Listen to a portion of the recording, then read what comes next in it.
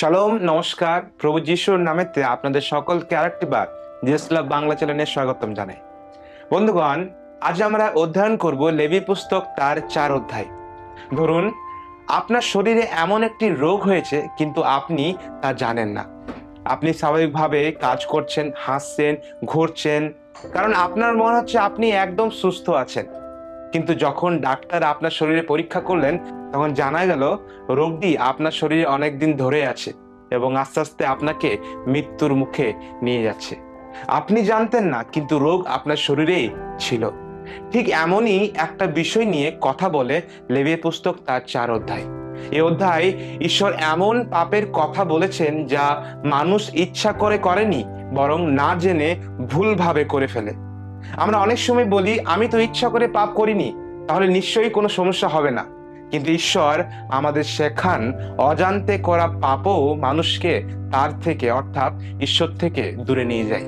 কারণ সমস্যা শুধু আমরা জানি কি জানি না এটা নয়, বরং সমস্যা হলো ঈশ্বর সম্পূর্ণ পবিত্র, আর তার সামনে কোনো পাপই ছোট হয় না। যেমন গীতসঙ্গীতে তার 19 অধ্যায় 12 পদ আমাদের মনে করিয়ে দেয়, কে আপন আপন ভ্রম বুঝিতে পারে, তুমি আমার গুপ্ত দোষ হইতে আমাকে সূচি করো। দাউদও এই গীতে বলেছিলেন, এমন অনেক পাপ আছে যা আমরা নিজেরাই বুঝতে পারি না, তাই আমাদের ঈশ্বরের সামনে বিনয়ী হৃদয়ে আসতে হবে। এই কারণেই ঈশ্বর পাপার্থক বলির ব্যবস্থা শুরু করেছিলেন। লক্ষ্য করুন, এখানে এই অধ্যায় শুরুতেই সাধারণ মানুষের কথা বলা হয়নি। প্রথমে যাজকদের কথা বলা হয়েছে, তারপর পুরো ইসরায়েল জাতির কথা, এরপর নেতার কথা এবং শেষে সাধারণ মানুষের কথা বলা হয়েছে। এর মাধ্যমে ঈশ্বর একটি গুরুত্বপূর্ণ শিক্ষা দিয়েছিলেন। দায়িত্ব যত বড়, জবাবদিহিতাও তত বড়। একজন যাজক যদি ভুল করতেন, তাহলে তার প্রভাব পুরো জাতির ওপর পড়তো। একজন নেতা যদি ভুল করতেন, তাতেও অনেক মানুষ প্রভাবিত হতো। কিন্তু একই সঙ্গে ঈশ্বর এটাও দেখিয়েছেন যে সাধারণ মানুষও তার কাছে সমান গুরুত্বপূর্ণ। ঈশ্বরের সামনে কেউ এত বড় নয় যে তাকে বিচার করা যাবে না, আবার কেউ এত ছোটও নয় যে তাকে ক্ষমা করা যাবে না। এবং এর পরবর্তী অংশে আমরা দেখি কি বলিদানের সময় পাপী ব্যক্তিটি সে পশুর বলির ওপর মাথায় হাত রাখতেন। এটি ছিল একটি প্রতীক চিহ্ন। এর মাধ্যমে বোঝানো হতো তার পাপের শাস্তি সেই নির্দোষ প্রাণী বহন করবে। তারপর সে পশুটির রক্ত ঢালা হতো, কারণ বাইবেল বলে, কারণ প্রাণের জীবন রক্তে আছে, যা আমরা লেবী পুস্তক তার 7 অধ্যায় 11 পদে পাই।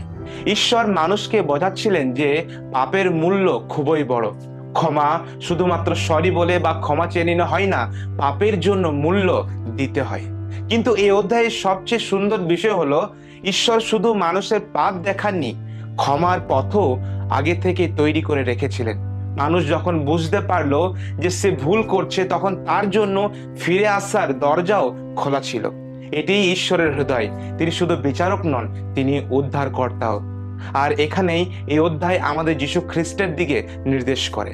পুরাতন নিয়মে বারবার ষাঁড়, ছাগল বা মেষ বলি দিতে হতো, কারণ সে বলি মানুষকে স্থায়ীভাবে মুক্তি করতে পারতো না, কিন্তু সেগুলো ছিল ভবিষ্যতের একটি প্রতীক চিহ্ন বা আগাম ছবি।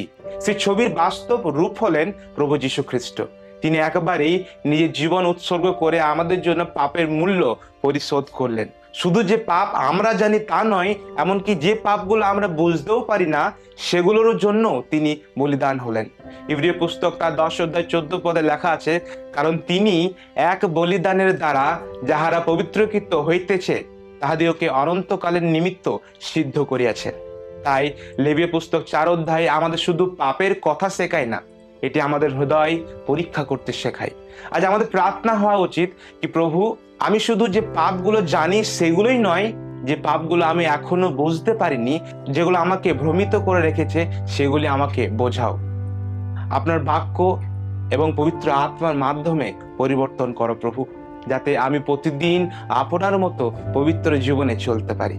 বন্ধুরা, অনেক সময় আমরা নিজেদের ভালো মনে করে থাকি, কিন্তু ঈশ্বর শুধু আমাদের কাজ দেখেন না, তিনি আমাদের হৃদয় দেখেন।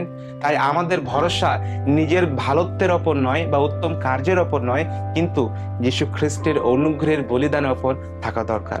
কারণ তিনি সেই নিখুঁত পাপার্থক বলি, যিনি আমাদের ঈশ্বরের সঙ্গে আবার সম্পর্ক স্থাপন করেছেন।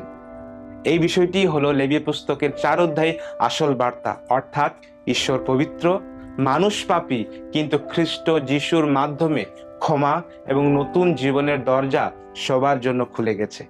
জয় যিশু।